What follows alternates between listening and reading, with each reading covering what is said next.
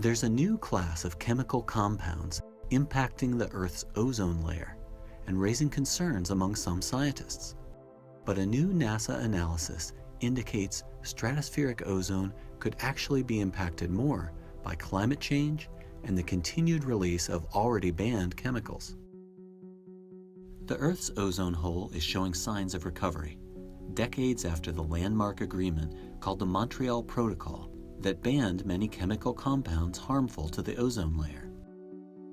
So we know the Montreal Protocol was a huge success. This was signed in the late 1980s when scientists and policymakers from around the world gathered together to try to save the ozone layer.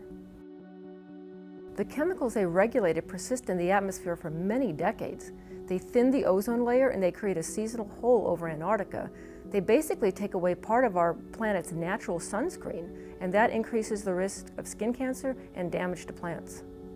Scientists have projected the ozone hole could disappear almost completely by about 2075, but several factors could delay that recovery.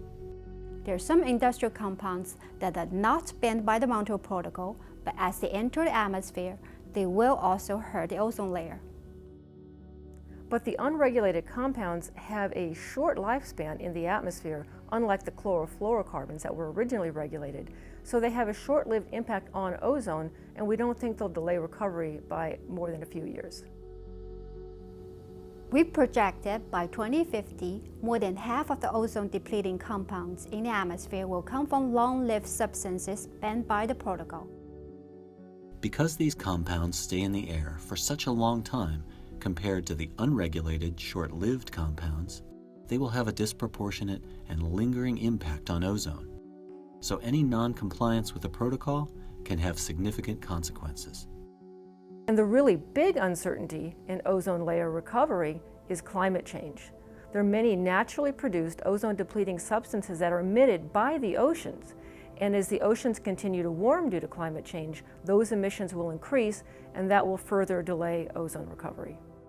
Scientists want to better understand how climate change will affect ozone recovery. This is a hard problem. As a scientific community, we need to work on this major issue. We now have a powerful new tool to simulate atmosphere and its interaction with land and ocean to study this issue. And that's what we're going to do.